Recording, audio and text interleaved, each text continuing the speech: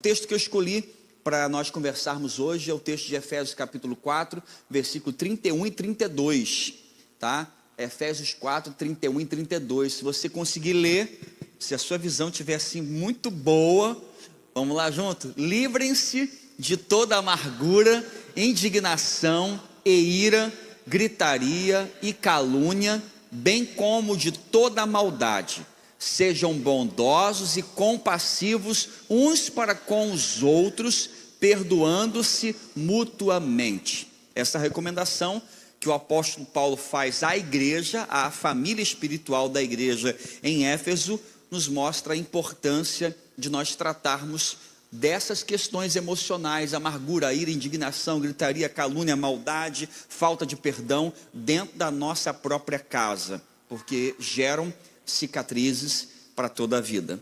Todas as nossas famílias têm histórias, e as nossas histórias são distintas, mas elas se encontram em um ponto: todos nós só nos decepcionamos com as pessoas que nós amamos ou com as pessoas que são importantes para nós. Você nunca vai se decepcionar com alguém que é irrelevante para você. Você nunca vai se decepcionar com uma pessoa que foge ao seu nível de relacionamentos.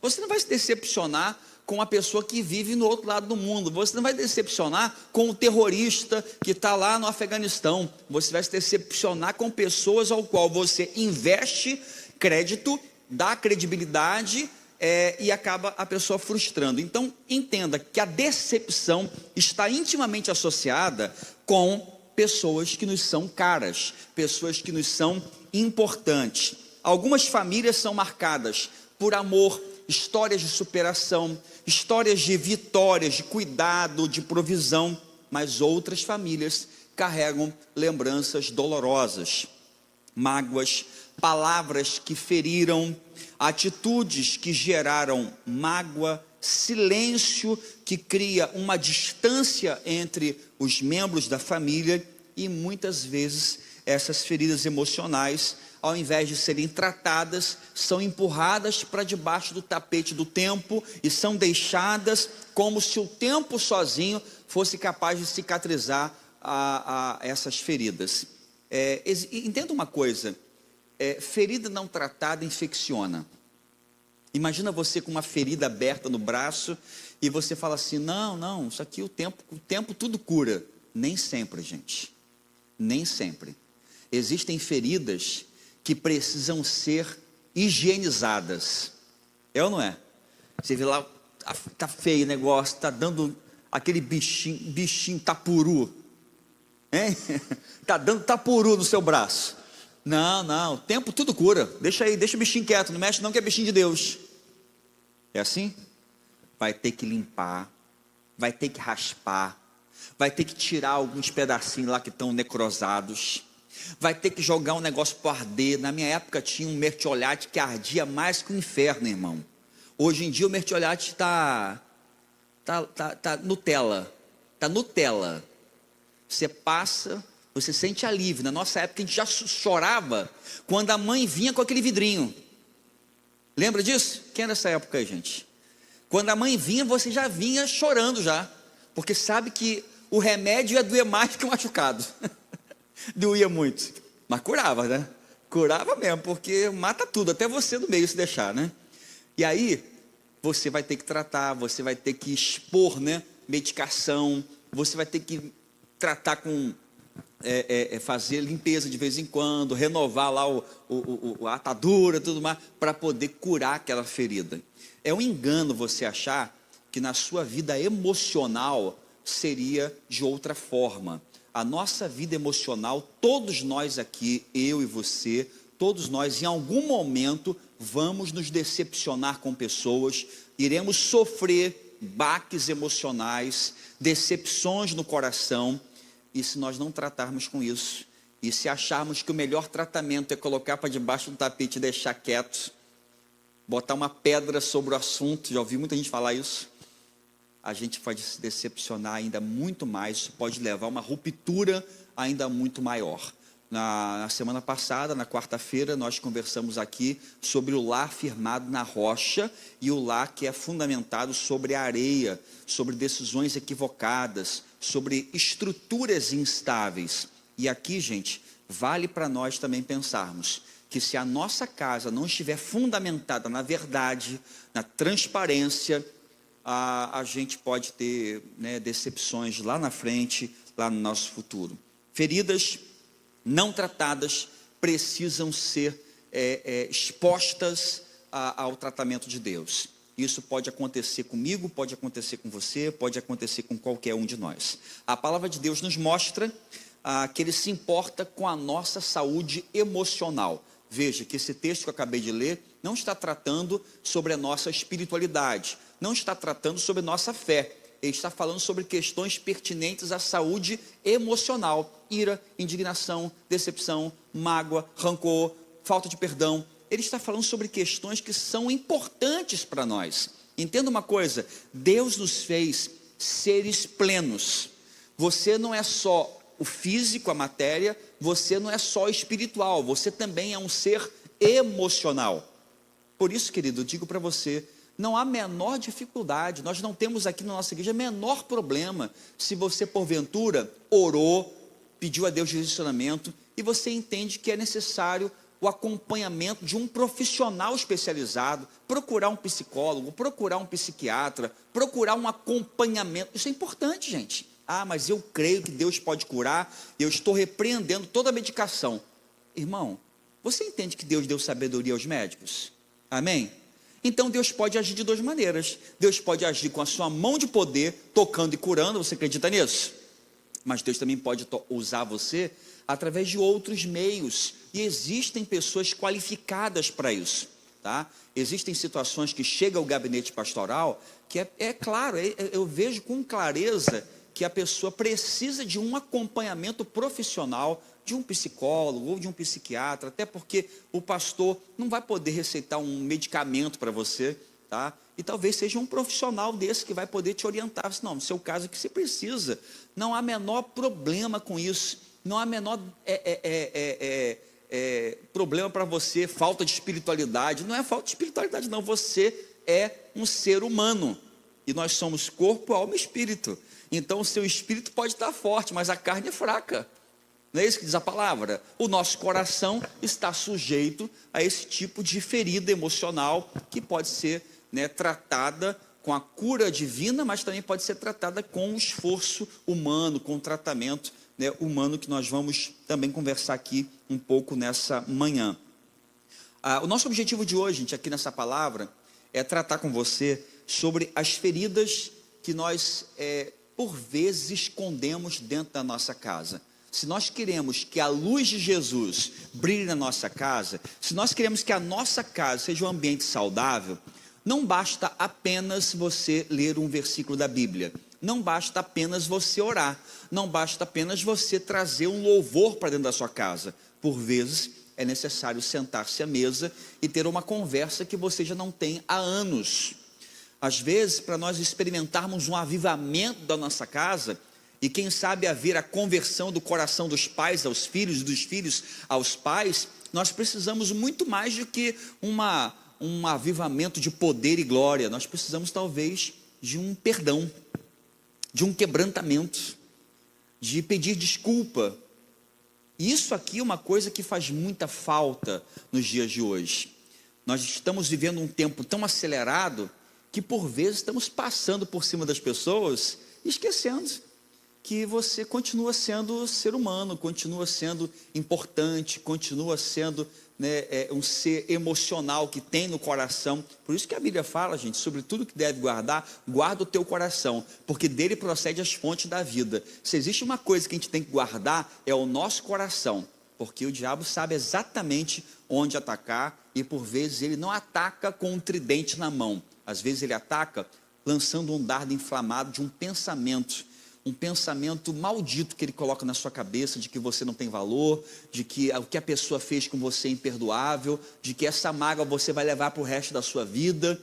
Esses pensamentos, podem crer, são dardos inflamados que o maligno quer colocar na tua vida para desestruturar a sua casa e para fazer com que ela não viva, não experimente coisas novas de Deus no dia a dia.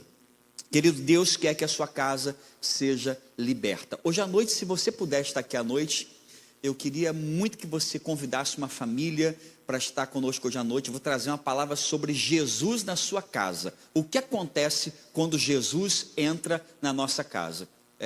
Um estudo que eu fui fazendo por acaso, fui estudando, fui gostando, falei assim, isso aqui vai dar uma mensagem muito legal, e eu quero convidar você para estar aqui à noite também, para a gente poder caminhar junto nessa direção.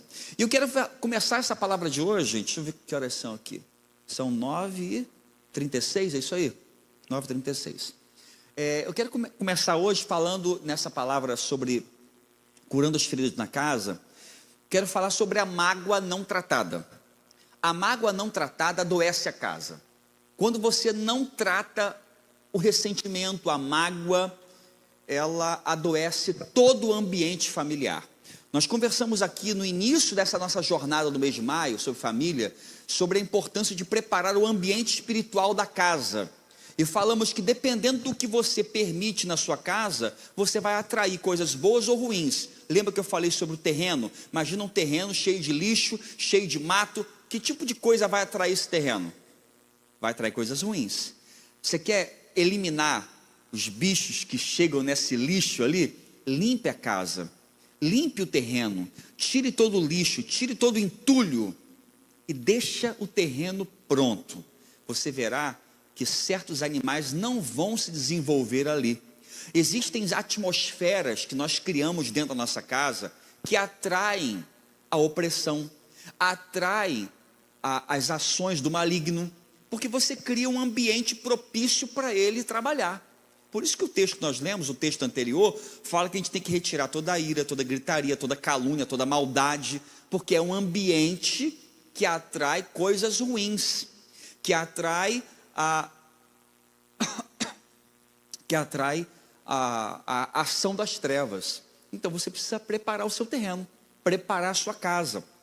A mágoa, quando não é tratada, ela vai adoecer, ela vai contaminar o ambiente da sua família, tá? Por isso que o texto de Efésios 4:31, ele fala com propriedade, que olha, livrem-se de toda amargura, indignação, gritaria, ou seja, isso precisa ser retirado da sua vida, isso é coisa séria, não é um traço característico da sua casa. Não, na minha casa é assim, pastor, todo mundo é assim. Mas você precisa pensar, você quer ser como todo mundo?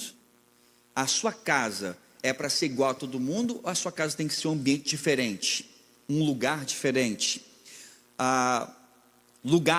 Lares que talvez no passado eram ambientes de segurança, de amor, de acolhimento, quando não se preocupam em cuidar dessas questões aqui, se tornam ambientes de frieza, de silêncio, de ironia e de esfriamento espiritual. Por isso, é tão importante você se livrar. A mágoa, ela não é uma doença que vem e destrói a sua casa de uma vez só. É como se fosse uma pequena infiltração. Uma casa, você vê lá uma pequena infiltração. Obrigado.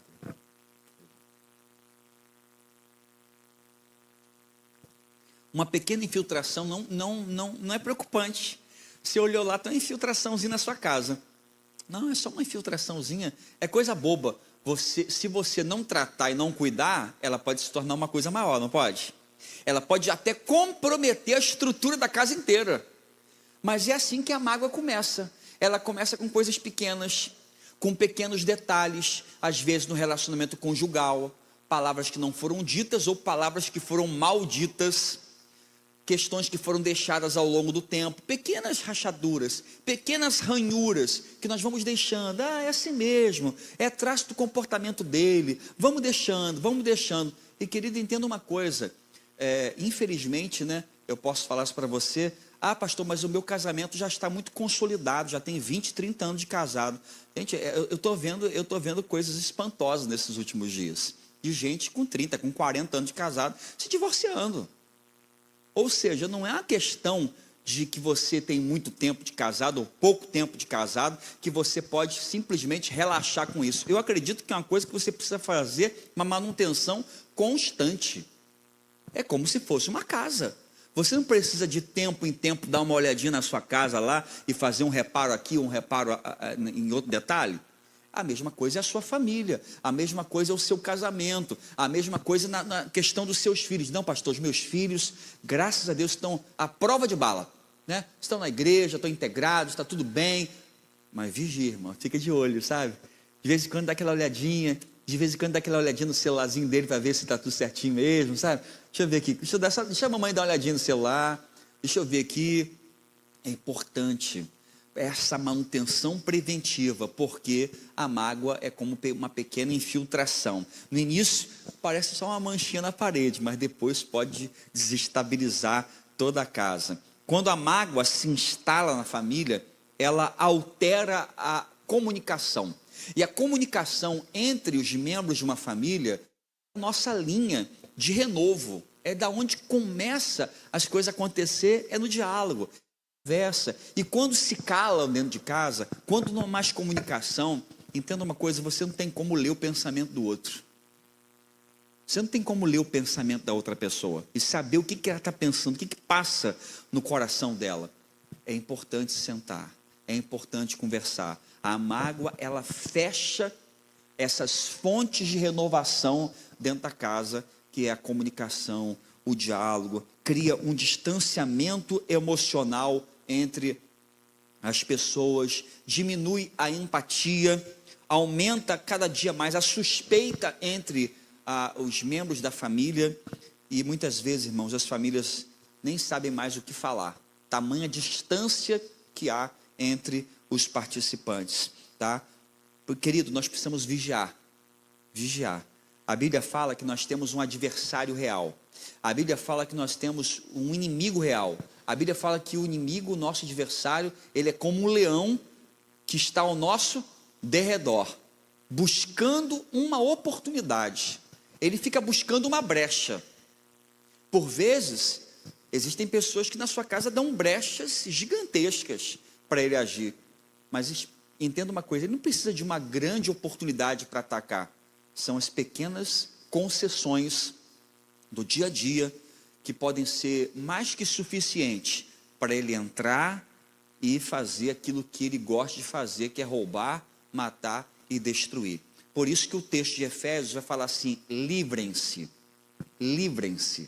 A ideia aqui é como alguém que precisa jogar algo fora com urgência, alguém que não pode compactuar com aquilo.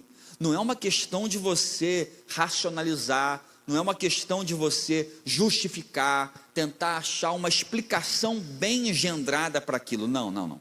Aqui é o seguinte, o texto fala: livrem-se, libertem-se de toda amargura, ira, rancor, e vai aquela relação toda lá. Assim também somos nós, assim também é você. Quer tratar a questão emocional do seu lar? Livrem-se, trate com seriedade. Entenda uma coisa, todo sentimento precisa, você pode expor a sua questão sentimental, o que você está pensando, o que está passando na sua cabeça. Converse. Você pode até chegar à conclusão depois com outro, assim, eu acho que não era bem assim, mas fale. Se você está sentindo alguma coisa no seu coração, é melhor você falar e desabafar com essa pessoa, né? E conversar com o seu cônjuge, com o filho, e depois ouvir uma explicação e se dar por satisfeito, do que você permitir que isso fique em seu coração e o inimigo fique alimentando isso, fique jogando lenha nessa fogueira emocional para te desviar totalmente do propósito. E ele pode inflar algo que às vezes é muito pequeno, tá? Superdimensionar uma coisa que poderia ser resolvida com uma simples conversa.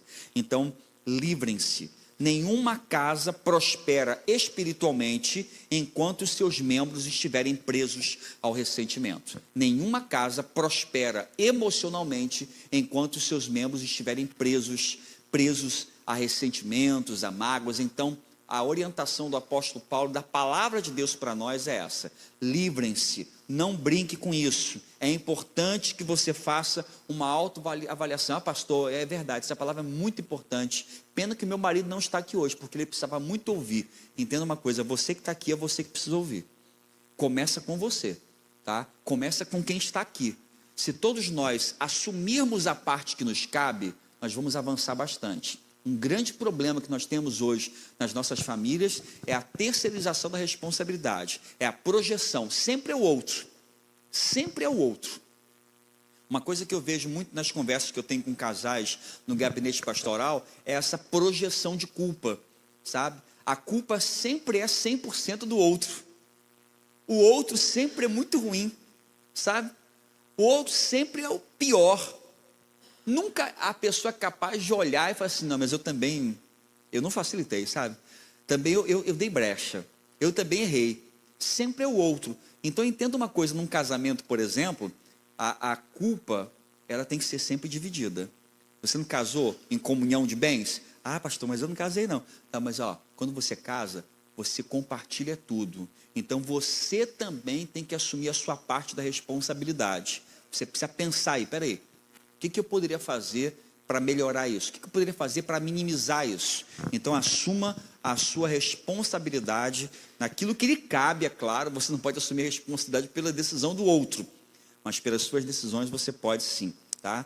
Então, a pergunta que eu te faço nessa manhã é a seguinte: existe alguma mágoa não resolvida no seu coração?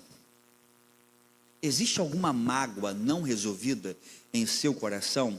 Alguma ferida não tratada entre você, por exemplo, e um membro da sua família, o seu esposo, seu filho, ou seja quem for, pai, mãe? Muitas vezes, irmãos, nós oramos pedindo para Deus fazer um milagre na nossa casa, e essa é uma pergunta aqui que normalmente quando eu faço eu tenho 100% de resposta positiva. Quem aqui que não quer que Jesus não faça um milagre na nossa casa? Amém? Todos nós queremos. Toda pessoa quer. Se você perguntar para o ateu, ele vai falar que quer. Todos nós queremos que Deus faça um milagre na nossa família, mas a pergunta que eu te faço é: já parou para pensar e para considerar que talvez o milagre que Deus quer fazer na sua família comece com você? Tratando com seriedade um tema tão pertinente como esse que nós estamos conversando aqui, em não deixar ressentimentos guardados debaixo do tapete, e quem sabe levantar e botar a mão na ferida emocional que tem te machucado há tanto tempo. Quem sabe o milagre que nós esperamos de Deus ainda não chegou para nós, porque nós não assumimos essa parte tão importante da cooperação para que o milagre aconteça. Eu sempre gosto de falar isso aqui, porque hoje nós vivemos nessa época, né, em que as pessoas elas esperam que Deus faça tudo por elas. Eu espero que Deus faça tudo por mim. Mas entenda, a fórmula do milagre não é essa. A fórmula do milagre de Jesus sempre ela exigiu a cooperação humana. Eu vou fazer o milagre da multiplicação dos pães e dos peixes. Traz aqui o que você tem. Coloca na minha mão um pouco que você tem. Jesus podia fazer o milagre e aparecer e chover pão do céu? Poderia, mas ele usa o pouco que você tem, tá? Vou fazer o milagre na vida de Lázaro. Ele já está morto há 4 dias. Lázaro vem para fora. Só Jesus tinha poder e autoridade para liberar essa palavra. Mas ele falou para os homens que estavam ao redor: vai lá, tira a pedra. Tira a pedra. Gente, o Jesus que tinha poder para um morto de 4 dias ressuscitar, ele poderia muito bem falar assim: pedra, sai daí e vem Lázaro agora. Mas ele fala assim: você vai lá, faz a parte que você pode fazer, e a parte que você não pode fazer, deixa comigo. Existem pedras emocionais que precisam ser retiradas dos sepulcros da nossa vida, para que o Senhor Jesus possa operar o milagre. Amém, gente? Eu estou esperando que Deus faça o milagre. Talvez o meu Lázaro já esteja vivo dentro do sepulcro, pronto para sair. Agora é eu que tenho que ir lá e tirar algumas pedras. Quem sabe botar a mão, machucar um pouco a mão, carregar um peso, para que algo espantoso de Deus possa acontecer. A restauração na nossa família começa com luz. Deixa a luz de Deus brilhar na sua casa. Deixa ela iluminar o ambiente. Começa com coragem para poder reconhecer aquilo que te feriu. Seria totalmente absurdo você procurar um médico e chegando lá, o médico pergunta para você: qual o problema? E você fala assim: nenhum, está tudo bem. Mas você veio aqui no atendimento para quê? Não, eu vim só para olhar para o senhor. Se eu fosse o médico, já receitava direto a área psiquiátrica, né? Já vi que o problema não é comigo, já é com o colega do lado ali. Querido, se você vai ao médico, você tem que falar onde dói. Você precisa reconhecer a fonte da dor, a fonte do problema. E eu pergunto para você: já reconheceu o seu? Já reconheceu onde que dói? Onde tem machucado? Se existe alguma ferida não tratada na sua casa, cuide disso em nome de Jesus. Segundo, gente, vamos lá. O perdão, mandamento, não uma emoção. Esse aqui é um dos maiores equívocos que nós evangélicos cometemos em relação ao nosso trato com o perdão. Pastor, quando eu sentir no coração, eu prometo que eu vou perdoar a pessoa. Pastor, eu estou pedindo a Deus para me dar, sabe, essa força para perdoar. Eu não sinto que chegou a hora. Gente, perdão não é uma emoção. Perdão é uma decisão. É um mandamento de Deus. Perdão é uma das atitudes mais desafiadoras que Jesus deixou sobre a nossa vida como igreja. Gente, você consegue pensar o que levou Jesus lá na cruz, sendo crucificado, sofrendo aquela dor terrível, de ainda orar a Deus dizendo: Pai, perdoa-lhes, porque não sabem o que fazem. Jesus foi capaz, no seu momento derradeiro, de maior dor, de olhar para as pessoas que infringiam sofrimento a ele e liberar perdão. Porque perdão não é emoção. Você acha que Jesus na cruz teve tempo de sentir? Não, eu vou esperar sentir no meu coração a vontade de perdoar. Não, ele decidiu que iria perdoar, mesmo aqueles que estavam crucificando ele lá na cruz do Calvário. Irmãos, dentro da nossa casa, por vezes, nós somos feridos por pessoas que são queridas por nós. E a nossa tendência natural é essa: guardar mágoa, guardar rancor, esperar que o outro reconheça o seu erro. Eu vou falar nada, eu vou ficar quieto. Ele errou, ele tem que falar, ele tem que vir pedir perdão para mim. Estou orando por isso, pastor, inclusive, para que ele venha humilhado pedir perdão para mim. No entanto, irmãos, o perdão não é uma opção baseada nos nossos sentimentos. É um mandamento bíblico. Olha o que diz a palavra, Efésios 4:32. Vamos lá. Sejam bondosos e compassivos uns com os outros, perdoando-se mutuamente como Deus os perdoou em Cristo. Não disse aqui, pedindo a Deus para sentir o perdão, pedindo a Deus a força para liberar o perdão. Não. Não tem essa história. É um mandamento de Deus. Sejam, façam, perdoem. Por que eu devo perdoar? O texto justifica. Assim como Deus os perdoou em Cristo. Você entende que a Bíblia fala o seguinte, que Deus prova o seu amor para conosco, em que Cristo morreu por nós, quando nós ainda éramos pecadores. Deus não esperou as nossas manifestações de respeito, de reconhecimento à sua bondade e graça, para liberar perdão sobre nossa vida. Entregou Jesus, perdoando o nosso pecado, quando nós ainda éramos pecadores, dignos da condenação eterna. Agora ele vem e coloca sobre nós essa responsabilidade. Assim como eu perdoei vocês, vocês devem perdoar o seu semelhante. Não é esperar. Já pensou, gente, se Jesus fica na cruz esperando a gente melhorar para perdoar a gente? Sabe o que ia acontecer? Ele ia estar na cruz até hoje. ele ia permanecer tranquilo até hoje. Porque eu não sei você, eu vou falar por mim. Até hoje eu me vejo pecando. Até hoje eu me vejo decepcionando Jesus. Até hoje eu me vejo assim, gente, Jesus fez tanto por mim, mas ainda assim eu sou capaz de pensar isso e fazer isso e falar. Nós erramos, não erramos, gente. Estamos aqui numa congregação de pessoas humanas, amém? Nós não temos aqui nenhum anjo, nenhum bebê reborn aqui andando, amém, irmãos? Amém? Então você é ser humano que nem eu, que sangra, que erra, que pensa de um jeito, que erra, que fala besteira, e que pensa coisa errada, e mesmo sabendo a verdade. Querido, nós não podemos esperar, não espere para perdoar o próximo, perdoe, não porque o outro merece, porque ele não merece, mas porque Deus merece, porque você foi perdoado. É isso que você tem que colocar na tua cabeça. Não é a questão aqui, não é a gravidade da ofensa que o outro cometeu com você, mas é a profundidade da graça que você recebeu. Ah não, pastor, peraí, você não sabe o que ele fez, não preciso saber. A questão, o padrão do oferecimento do perdão que nós temos não é baseado na gravidade do mal que o outro fez contra você, mas é baseado na profundidade da graça que você recebeu.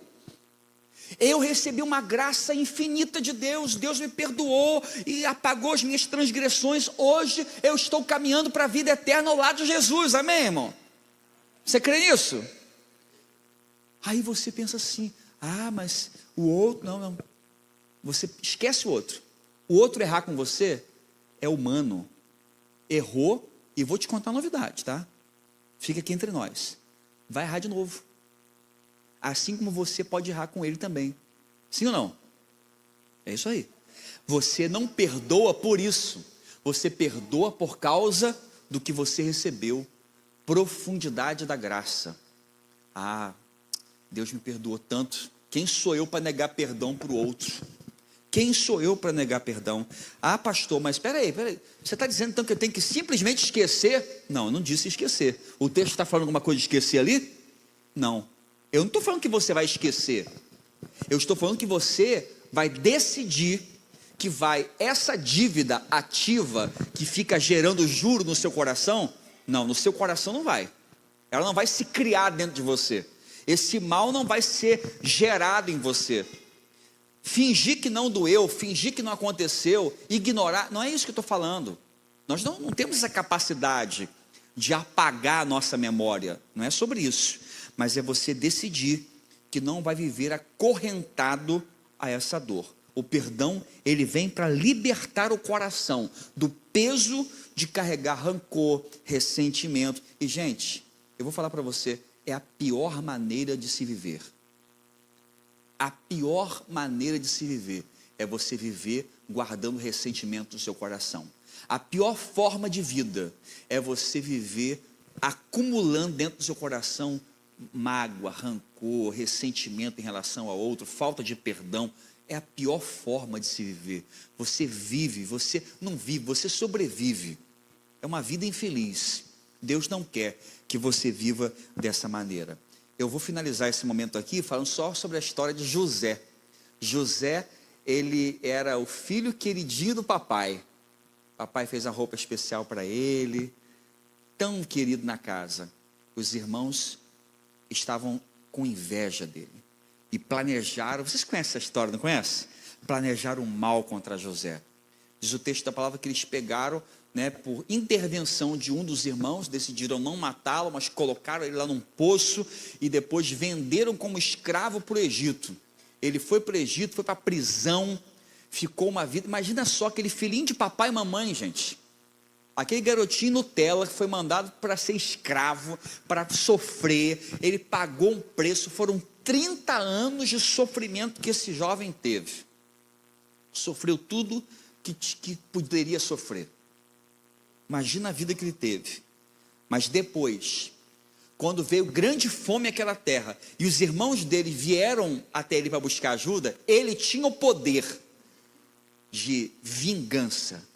Ele tinha o poder de pagar na mesma moeda. ele tinha o poder de tornar a vida dos seus irmãos um inferno. Ele fala o seguinte, lá em Gênesis 50, 20, vocês planejaram o mal contra mim, olha só, mas Deus tornou isso em bem. Essa é a perspectiva de quem, vocês leram a história, né? Ele recebe os irmãos, tem uma hora lá que ele fica tão comovido que ele vai para um canto chorar sozinho. Ele, Deus, tratou das suas mágoas, tratou dos seus ressentimentos e perdoou os seus irmãos que não mereciam receber perdão. E depois ele muda a sua perspectiva e fala, olha, o que vocês planejaram mal contra mim, Deus reverteu em bem. Quando nós somos capazes de liberar perdão, assim como Deus nos manda fazer, até aquilo que você vive, que é ruim, se torna experiência de bênção para você. Você sabia disso?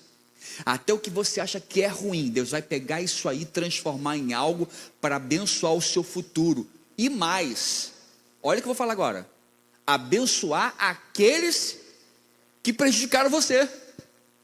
Porque a família de José foi preservada por quem? Por causa dele. Os irmãos dele sobreviveram por quê? Por causa dele. Ele que tinha toda a justificativa humana para poder pagar na mesma moeda, decidiu perdoar e se tornou fonte de bênção para a sua família. Deus vai usar você também para ser fonte de bênção para a sua casa, quando você decidir perdoar aqueles que te ofendem, ou que te ofenderam no passado, e que você vai decidir, eu não vou carregar isso comigo, ele que carrega, mas eu não vou carregar, eu já decidi, eu vou perdoar, eu não vou esquecer, é claro que eu não vou esquecer, né? Vai ficar lá, né? José não esqueceu, mas decidiu que esse fardo emocional, ele não iria carregar.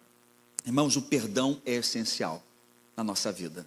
Se existe uma coisa que nós precisamos desenvolver em nossa caminhada, é o perdão.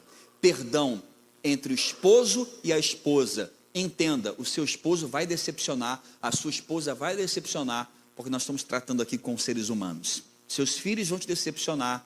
Aqui na igreja, nós precisamos criar ambientes de perdão, onde as pessoas se sintam à vontade para poder confessar os seus pecados. Falar, pastor, eu errei, irmão, eu errei, líder de célula, eu errei, me perdoa, me ajuda a caminhar.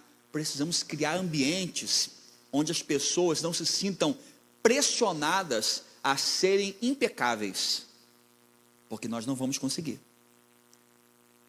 Nós não podemos criar um ambiente de permissividade, não podemos gerar um ambiente de acolhimento ao erro, passar pano quente na cabeça, isso aqui não. Mas as pessoas precisam saber que são humanas, que são falhas. E quando querem buscar o perdão, eu vou conversar com fulano porque eu sei que ele vai me ouvir. Eu sei que ele vai me acolher. É triste, irmãos, conversar com pessoas que se desviaram da igreja por questões tão pequenas, questões tão mínimas. Eu não sei se acho que até está aí, mas o Elinho está aí. Lá no Flamenguinho comentou que teve um trabalho que fizeram de igreja lá, e o pessoal se afastou da igreja por causa de futebol, porque um pastor disse que quem joga futebol é do diabo, que não podia jogar futebol. Uma comunidade inteira se afastou da igreja, se afastou de Deus por causa disso. Aí eu pergunto a você acha justo isso? Uma coisa tão pequena, uma coisa tão boba, gente, que podia ser tratada. Às vezes na igreja acontece a mesma coisa. A pessoa se afasta da igreja porque passou na recepção ali e o fulano não falou com ela, o pastor não falou, ou o pastor, eu queria conversar com o pastor, tentei marcar, não consegui. Mas aí você viu lá a agenda? Vi, mas não tinha agenda, estava ocupado demais. Então não foi falta de vontade, foi só falta de agenda? Foi. Gente, às vezes as pessoas, elas erram e acumulam mágoa para si, por coisas que são pequenas e podem ser resolvidas. E nós também precisamos criar, na nossa família espiritual da igreja, um ambiente de perdão. Perdão é você abrir o espaço para que Deus possa operar, para que Deus possa tratar aquilo que é tão necessário na nossa vida, tá? Amém, gente? Até aqui? Vamos aí para a reta final. Nós falamos um pouquinho sobre a mágoa, o ressentimento, como nós devemos tratar com essas feridas emocionais dentro de nossa casa. Tratamos também sobre a importância de entendermos que o perdão não é um sentimento, mas é uma decisão, é uma obediência. E eu quero finalizar essa parte de hoje falando sobre como a reconciliação tem o poder de ressignificar a dor dentro da nossa casa. Nós fomos chamados por Jesus com um propósito, eu acredito muito nisso. Sabe, a sua vida, ela é o resultado do propósito de Deus. Ninguém está aqui nessa terra por engano. Você está aqui porque Deus tem um plano para você, Deus tem um propósito para a sua vida. E dentre as missões que Ele nos atribuiu, eu quero destacar para você 2 Coríntios, capítulo 5, versículo 18. 2 Coríntios 5, 18, diz assim: Deus nos deu o ministério da reconciliação. Você consegue ler esse versículo comigo? Vamos lá? Deus nos deu a reconciliação. É um ministério que todos nós temos. Você foi chamado para ser agente de reconciliação. Você não foi chamado para ser agente de divisão. Você não foi chamado para ser um agente de separação. Você não foi chamado para isso. Você foi chamado para ser um agente da graça de Deus, que promove o reencontro entre o homem e Deus, e entre o homem e o homem, entre o ser humano com o ser humano. É interessante porque às vezes dentro da nossa casa nós investimos mais em um espírito de divisão do que é aquele que promove a reconciliação, ser um agente de reconciliação. A reconciliação é o caminho que temos para reconstruir o nosso lar, para reestruturar a nossa casa que porventura esteja abalada, os seus alicerces abalados pela mágoa, pela falta de perdão, pelo ressentimento. Fomos chamados por Deus não apenas para receber o perdão, mas para sermos agentes de restauração em um mundo caído, em um mundo de problemas, em um mundo de dor. Nós precisamos ser aqueles que vão trazer uma ressignificação da dor. Por quê? Isso aqui é uma coisa, gente, que eu falo muito aqui na igreja, e a gente precisa pensar sobre isso. Ou nós cremos que o nosso Deus é soberano. O que significa Deus soberano? Que nada acontece sem o propósito dele. Ou nós cremos na vida por acaso. O que acontece quando eu creio que Deus é soberano? Se eu creio que Deus é soberano, eu acredito que todas as coisas estão sob o controle dele. Quem acredita comigo assim? Não tem nada que foge do controle dele. Pastor, mas e a morte? Vamos logo para o brabo. E a morte? A morte de um bebê. Vamos botar logo uma coisa assim trágica. Como é que você fala isso aí? Fala assim, eu não consigo explicar, mas eu sei que todas as coisas estão sobre o poder dele. Nada acontece, coisas boas e coisas ruins. Lembra que na Bíblia, quando Jó, lá no livro de Jó, o diabo foi tentar a vida de Jó, ele não foi pedir permissão a Deus? Foi pedir permissão a Deus, só pôde tocar na vida dele por permissão de Deus. Ou seja, até as ações do mal contra a nossa vida passam pela vontade permissiva de Deus. Ou seja, Deus tem controle de tudo, gente. Aquilo que eu entendo e aquilo que eu não entendo.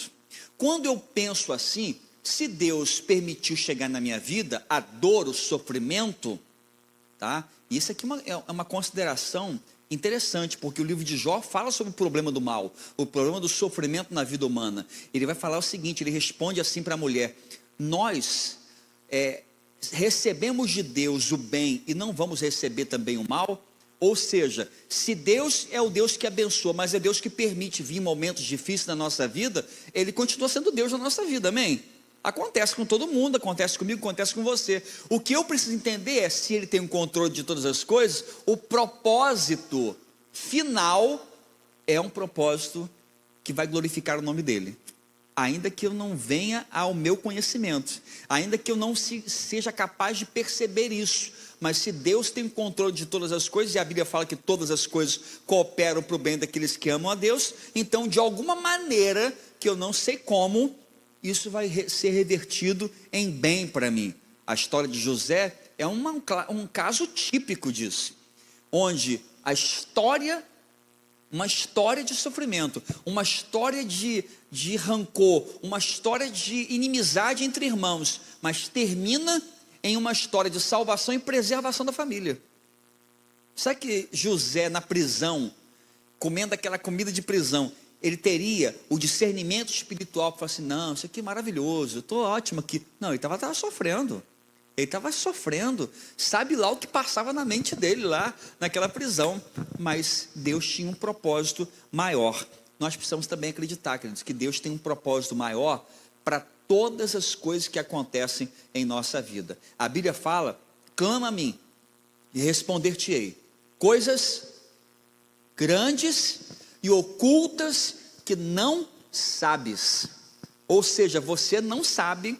Mente nenhuma conseguiu chegar àquilo que Deus tem planejado para aqueles que Ele ama. Então, querido, nós precisamos também olhar para a nossa vida, diante da dor, diante da mágoa, diante do ressentimento, diante dessas intempéries que a nossa família sofre, não no sentido de alguém que se vitimiza. Ah, tadinho de mim, a minha família está sofrendo tanto. Não, peraí, todas as famílias sofrem, todas as famílias têm momentos de perda, de tristeza, mas como eu vou olhar para a minha dor, como eu vou olhar para o meu sofrimento a partir da perspectiva da soberania de Deus? Deus tem um propósito para isso, Deus tem um controle de todas as coisas, ainda que minha mente não seja capaz de perceber.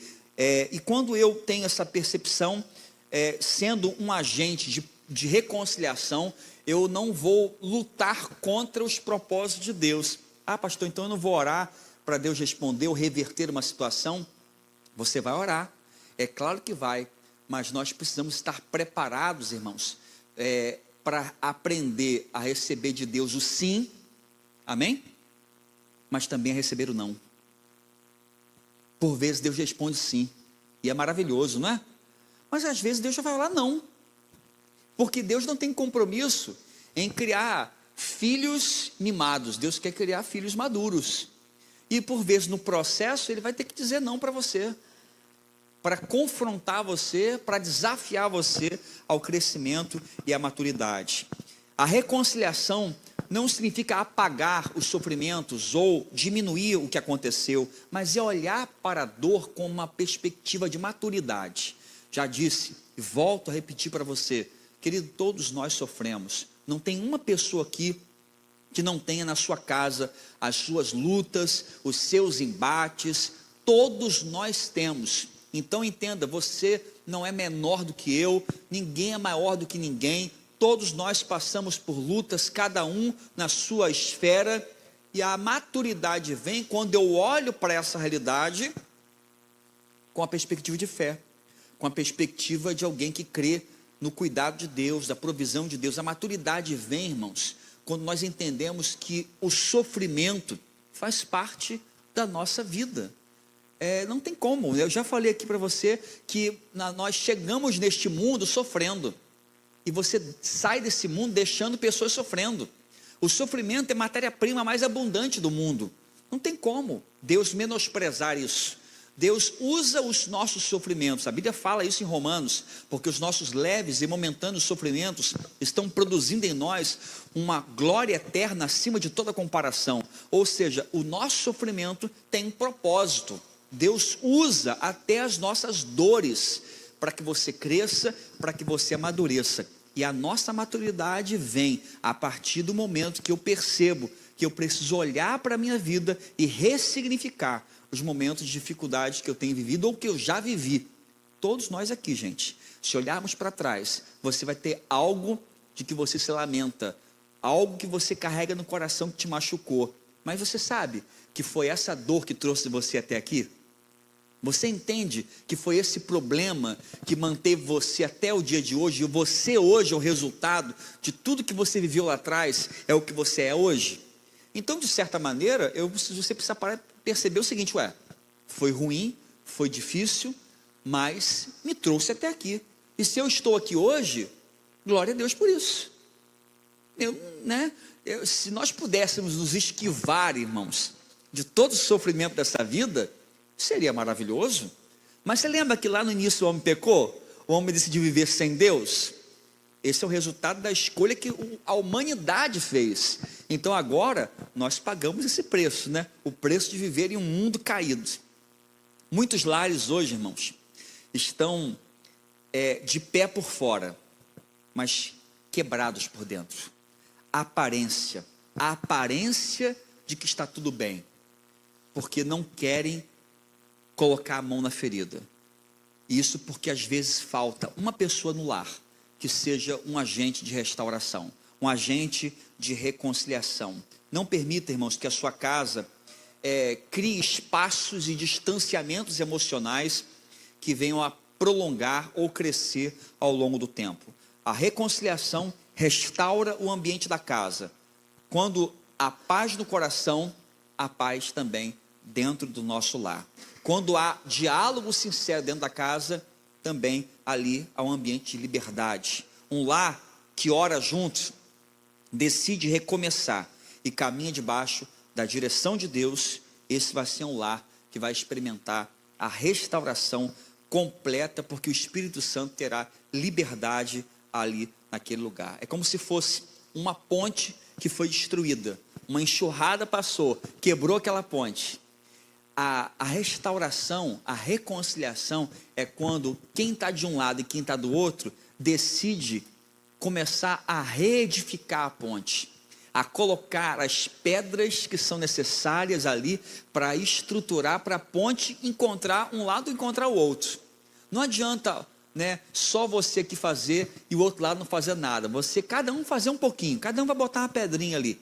Mas a direção é essa, a direção é certa. Não estou dizendo que vai acontecer de hoje para amanhã, mas é um caminho, é uma jornada que você está comprometido com a restauração, comprometido com o crescimento. A aplicação prática dessa palavra de hoje nos leva a ser agentes de reconciliação na nossa casa, permitindo que o Senhor Jesus faça do nosso lar um ambiente de cura. Queremos que a nossa casa seja um ambiente de avivamento, onde o Espírito Santo de Deus atua, mas para tanto, nós precisamos limpar o ambiente, e a limpeza do ambiente, por vezes, perpassa pela questão emocional. Nosso coração, como é que está a sua vida? Há falta de perdão? Há algum problema não resolvido? Há alguma intriga? Há algum problema aí que precisa ser tratado? Olhe isso com seriedade, peça a Deus o direcionamento e faça aquilo que lhe cabe. Nenhuma ferida na família é profundo demais